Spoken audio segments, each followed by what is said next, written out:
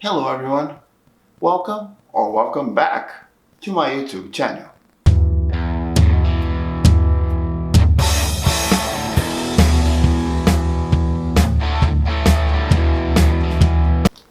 My name is Beto Mergulhão, and before we start the topic of the video, I want to say thank you so much for the feedback, for the number of subscribers, the number of views that my first video got into. I really appreciate it. It is a huge motivation for me for keep doing more videos, for keep improving editing and share my story to you guys. Stay tuned because this series that is coming up is going to be amazing. And talking about that, I'm gonna split into, let's say, seasons. So I have the Australian season, where I'm gonna talk about my Aussie experience. Then I'm gonna have my Canadian series, where I'm gonna talk about my Canadian experience. To start with, we're gonna do the Australian season. So here we go. Are you ready for come back in time and move to Australia for 5 or 6 episodes? Are you? So let's go. Put your seatbelts and enjoy the ride.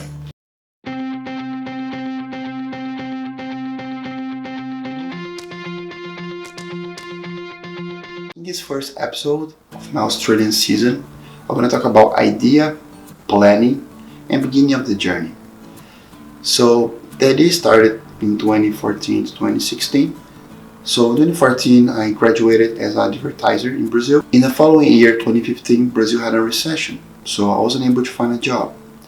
However, during this time, between my last year of university and my postgraduate year, I was always studying English, and I had significant improvements in my learning curve when it comes to speaking, writing, pronunciation, and listening.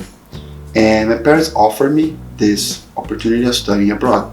I know, I'm aware that it is expensive and it's not for everyone. I'm aware of that. But still, trust your dreams and make it happen. So I started doing research about the experience. And that's the first tip.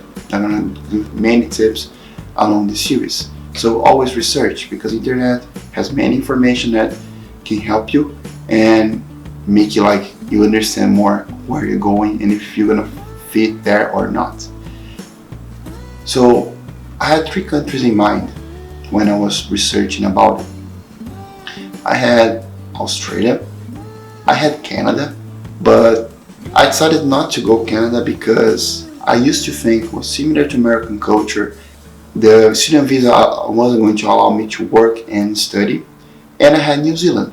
I was between New Zealand and Australia. They were pretty similar in expenses when it comes to rent, or job opportunities, and also experience entertainment that you could experience there.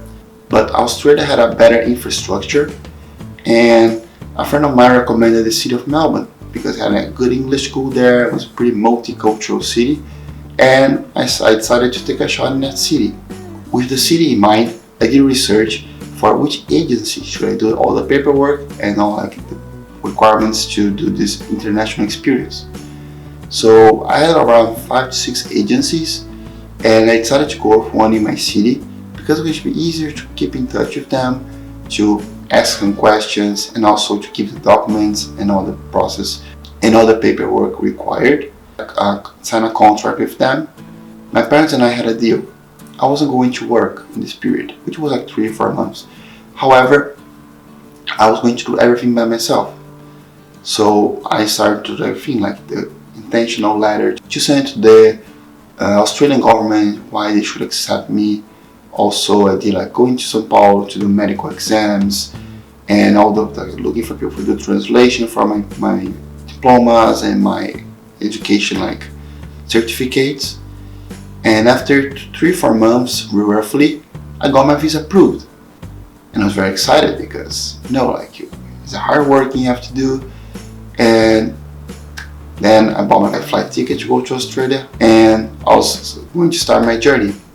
So to wrap it up, this episode, I still know that it's an expensive experience, but this whole first part is all about a lot of planning, a lot of research, and a lot of understanding which city is going to be best for your experience abroad. If you like this video so far, click the button like, comment if you have any questions or any feedback that I could improve in my videos. And if you are subscribed, thanks for watching so far. I really appreciate you guys watching this. If you're new, welcome to the journey, and I'll see you next episode. Be safe and take care.